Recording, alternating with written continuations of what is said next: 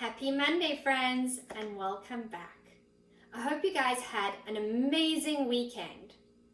And are you ready for our story today? Because I sure am. Our story that we're going to be reading today is Mr. Seahorse by Carle.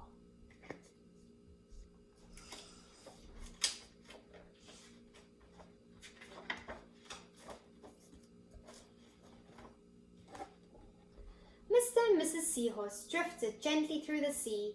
Mrs. Seahorse began to wiggle and twist, this way and that way. It's time for me to lay my eggs, said Mrs. Seahorse.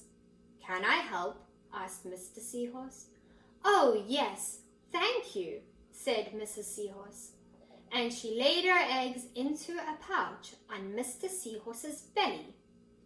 I'll take good care of our eggs, said Mr. Seahorse. I promise. As Mr. Seahorse drifted gently through the sea, he passed right by a group of trumpetfish hidden in a patch of reeds.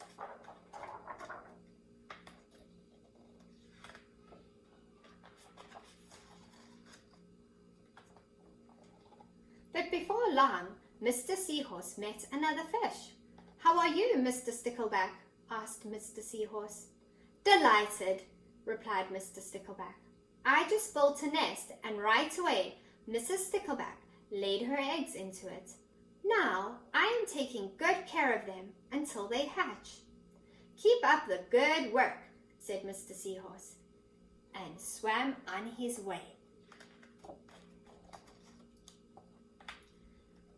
As Mr. Seahorse drifted gently through the sea, he passed right by a lionfish hidden behind a coral reef.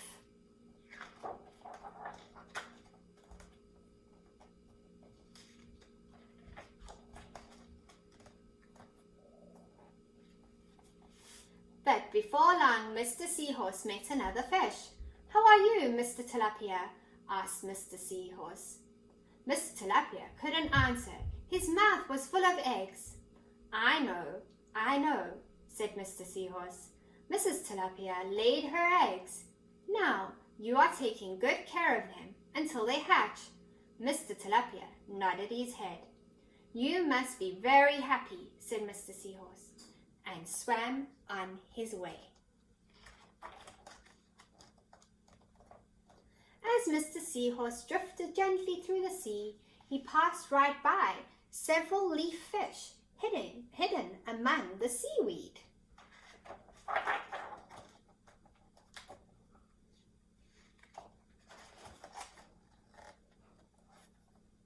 But before long, Mr. Seahorse met another fish. How are you, Mr. Curtis?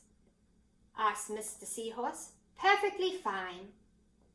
Mrs. Curtis laid her eggs, and I have stuck them on my head.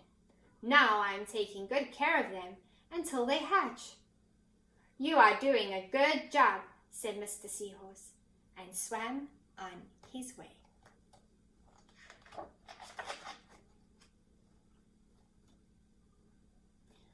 As Mr. Seahorse drifted gently through the sea, he passed right by a stonefish hidden behind a rock.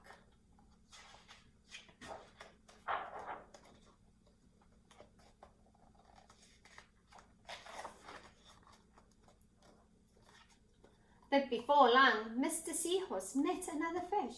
How are you, Mr. Pipe? Asked Mr. Seahorse. Couldn't be better, replied Mr. Pipe. Mrs. Pipe laid her eggs along my belly. Now I'm taking good care of them until they hatch. You should feel proud of yourself, said Mr. Seahorse, and swam on his way.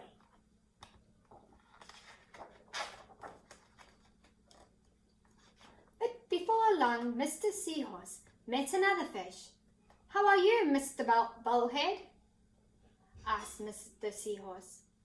Tip-top, replied Mr. Bullhead. Mrs. Bullhead laid her eggs, and the eggs hatched. Now I'm babysitting. You are doing a fine job, said Mr. Seahorse, and swam on his way.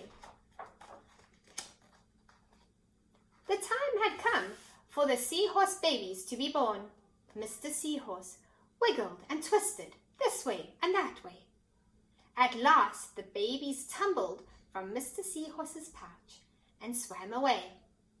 One baby turned around and tried to come back into the pouch. "Oh no," said Mr. Seahorse.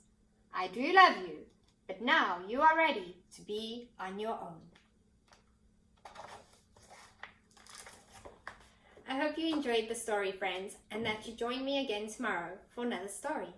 I'll see you again soon, friends. Bye!